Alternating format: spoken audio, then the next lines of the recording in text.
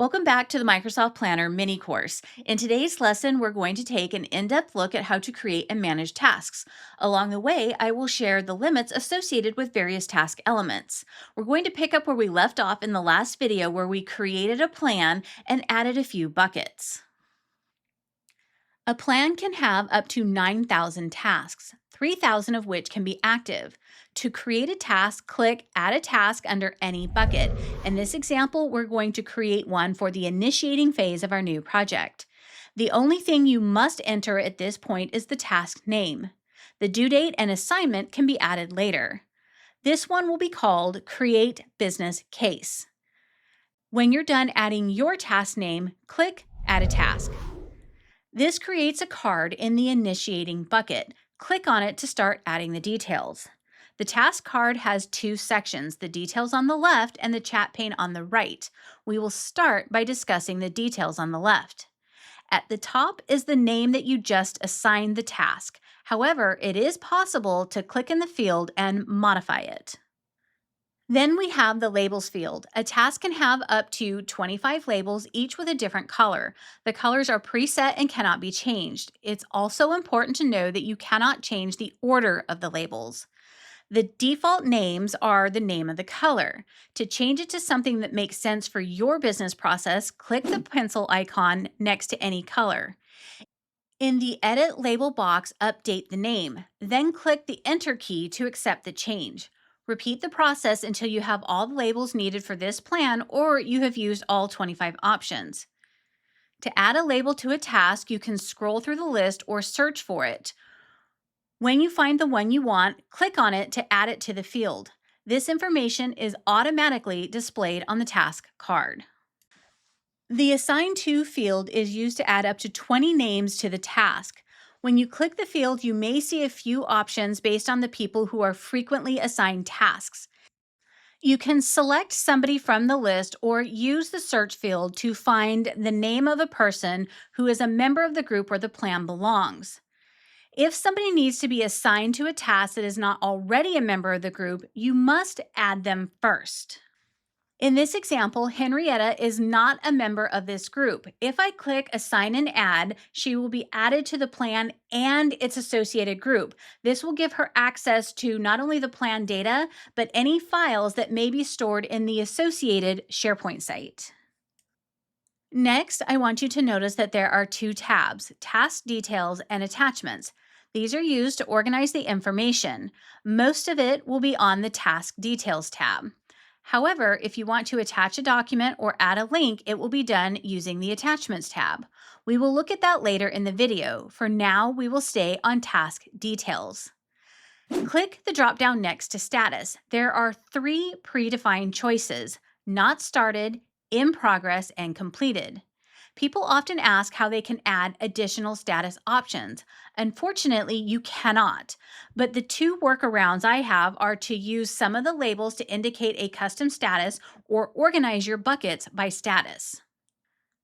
Now click the priority dropdown. The predefined options are urgent, important, medium, and low.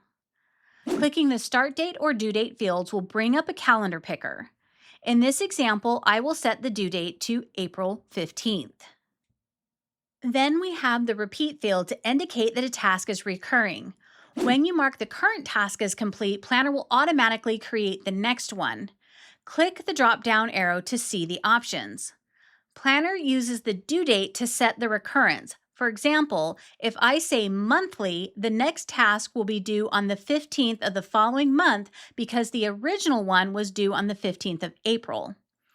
If the date field is blank, Planner will assume that you want the current date to determine when the next one is created. Then we have the bucket field. It will initially be based on the bucket selected when creating the task. You can click the drop-down to move the task to any bucket in the plan. If you're like me and prefer to drag and drop tasks from one bucket to the other, this field will automatically update when the task is dropped into another bucket. Next, we have the checklist. Each task can have up to 20 checklist items, and each item is limited to a 100-character description. The checklist is useful to capture steps required to complete the task. To add something to the list, click the field that says Steps to complete this task and then type your description. For example, a project management business case often includes define problem statements, define scope, identify risks, etc. But first, I might want to research similar projects. Hover the mouse over a checklist item. On the left, you will see the options to drag and drop an item to change the order of the checklist. On the right, you will see arrows to move an item up or down the list. The plus icon is used to create a new task based on the selected item. When you do that, it will be removed from the list and a new task will be added in the same bucket as the original task. The trash can icon is used to delete an item from the checklist. If you simply want to mark the item as done, click the circle icon. Notice at the top of the checklist section, there's a box for Show in Board View. If you select this, the checklist will show on the task card in the board view.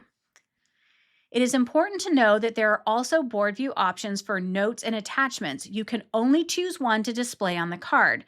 If you select another option, Planner will automatically deselect the prior choice. The last task details option at the bottom of the card is Notes. Although I could not find a specific character limit in the Planner Limits article, which is linked in the description below, research on Microsoft Forums indicates that there is a 4,000 character limit. Anything beyond that will be trimmed. Use this section to capture details about the task, such as a description, expected outcomes, and how people will be expected to work together.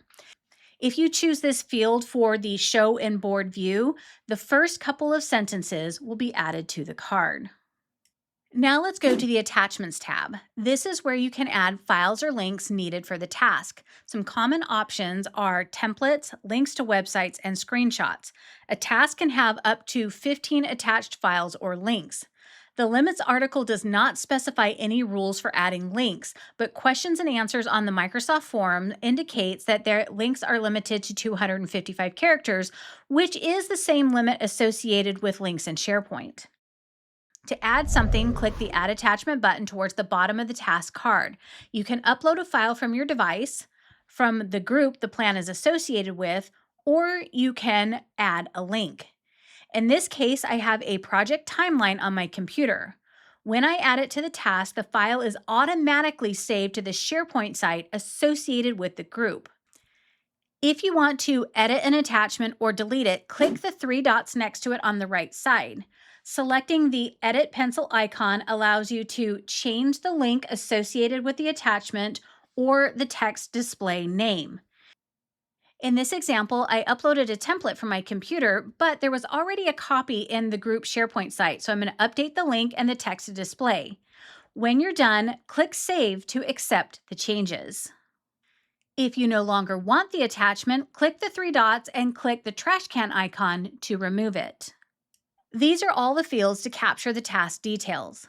On the right side of the task card, you will see Task Chat. This is where you can start a conversation about the task with other plan members. When you type a message, no one will be notified via email or Teams unless you specifically mention someone by name. This is a rich text field that allows you to use basic formatting like bold, bullet lists, change font color, and highlight text. The task chat works in a similar way to Teams chat. The benefit of keeping the messages here is that the conversation and the task details are in one place instead of being one of many things in your regular chat that could be difficult to find later. For example, this could be important when a decision is made that changes the outcome of the task. If anyone has questions about that, they can come here to see everything in one place. Next, I want to draw your attention to the three dots for more options at the top right side of the dialog box. This is where you can go to add your task to the My Day view in Planner, copy the task, copy a link, and another option to move buckets. And the last option on this list is to delete the task permanently. Please note that when you delete a task, you will briefly see a message in the bottom left corner of the screen saying Undo. Once the warning goes away, the task is gone and cannot be recovered, not even by an admin. You would use the delete option when you no longer need to see a task and its details. For example, you may have created a duplicate task or created one that you later realized was not necessary. If the task is completed, but you still want to have a record of it, mark it as complete by clicking the circle next to the task name. Let's look at the copy task item for a moment. When I click that option, a second dialog box appears. From here, I can choose to create a copy to use in any plan that I belong to, kind of like a template task. We have the option to change the task name, change the plan it's associated with, choose the bucket, and choose what fields to copy. If you choose a different plan, the options you see in the bucket dropdown will switch to match the destination plan. The default choice will be the first bucket in that plan.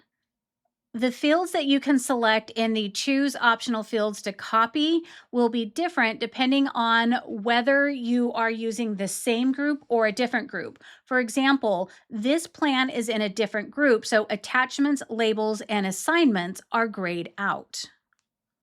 For this example, I'm going to create a template task in the red wagon plan and then click copy to add it to the board. I quickly added a few more tasks so that we can see what the cards look like with the different show on board view options selected. The first one under the initiating bucket has the checklist option selected. From here, you can mark items as complete as you work on them without having to drill down into the task. Towards the bottom of the card, you can see a chat bubble icon to indicate that there is a task chat, a paperclip icon with a number indicating that there are attachments, and there's also the due date and a profile icon for the people who are assigned to the task. The second task in the initiating bucket has the notes selected for show on board view, letting you read the first couple lines of the notes. The third task has the attachment selected.